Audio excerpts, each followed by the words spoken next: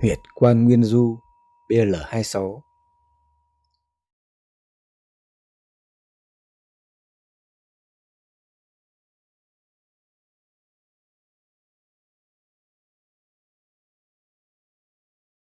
Vị trí: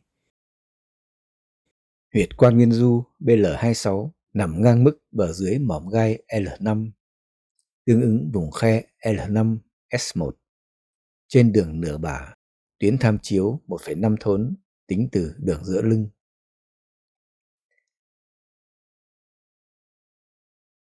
Cách lấy huyệt: xác định mỏm gai L5. Cách 1. Qua mỏm gai C7. Mỏm gai C7 thường nhô cao nhất, dễ sờ thấy. Khi cử động cổ, mỏm gai C7 vẫn di động nhưng kém rõ hơn các mỏm gai đốt sống cổ phía trên. Các mỏm gai đốt sống ngực phía dưới hầu như không di động. Mỏm gai L5 là mỏm gai thứ 17 bên dưới C7.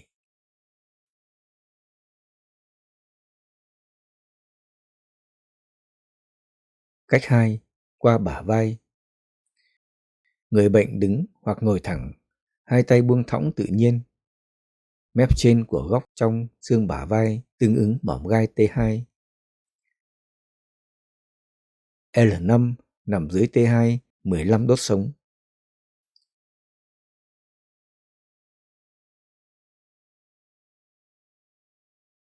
Góc dưới xương bả vai tương ứng mỏm gai T7. L5 nằm dưới T7, 10 đốt sống.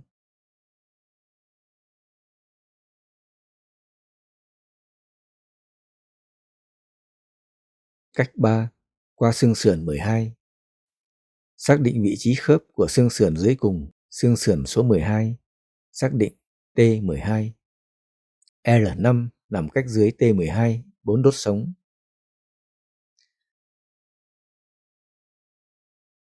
Cách 4. Qua đường Triphie. Qua hai điểm cao nhất của mào chậu, xác định đường Triphie. Mấu gai L4 thường nằm tương ứng trên hoặc gần đường Triphie. L5 nằm ngay dưới L4.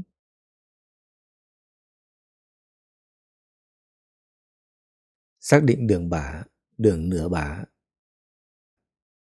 Theo ký ước, khoảng cách từ đường giữa lưng, đốc mạch đến bờ trong xương bả vai là 3 thốn. Đường bả chạy song song với đường giữa lưng, đi qua bờ trong xương bả vai, cách đường giữa lưng 3 thốn. Đường nửa bả cũng chạy song song với đường giữa lưng, nằm ở nửa khoảng cách này, tương ứng 1,5 thốn tính từ đường giữa lưng. Xác định huyệt: từ khe L5-S1, bờ dưới mỏm gai L5, xác định đường ngang tham chiếu. Điểm giao với đường nửa bả là vị trí huyệt Quan Nguyên Du BL26.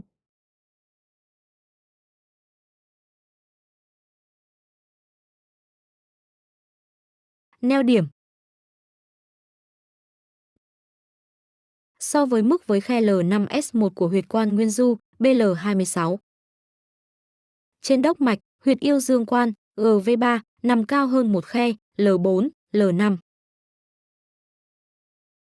Cùng trên đường nửa bả với Quan Nguyên Du BL26. Đại Trường Du BL25 cao hơn một khe L4, L5. Tiểu Trường Du BL27 thấp hơn một khe, ngang khe S1, S2, ứng với lỗ cùng sau thứ nhất.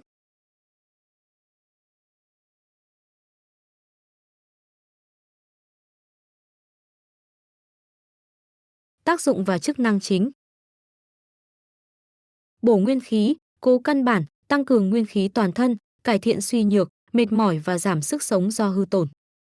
Kiện cố thắt lưng, hạ nguyên, tăng cường sức mạnh vùng thắt lưng và hạ tiêu, cải thiện đau lưng mãn tính và yếu cơ lưng dưới. Ôn bổ hạ tiêu, trợ dương khí, làm ấm và tăng cường dương khí hạ tiêu, cải thiện lạnh bụng, lạnh lưng và suy giảm chức năng sinh lý. Điều hòa khí cơ hạ tiêu, ổn định vận hành khí vùng bụng dưới, cải thiện đầy trệ và rối loạn đại, tiểu tiện. Lợi thủy, điều tiết bàng quang, cải thiện tiểu khó, tiểu nhiều, tiểu không tự chủ và các rối loạn bài tiết nước. Thư cân vùng thắt lưng, chậu, giảm đau, co cứng và suy yếu vùng thắt lưng, khung chậu, cải thiện vận động chi dưới. Ích khí huyết hạ chi, tăng cường khí huyết xuống chi dưới, cải thiện yếu chân, tê bì và giảm vận động.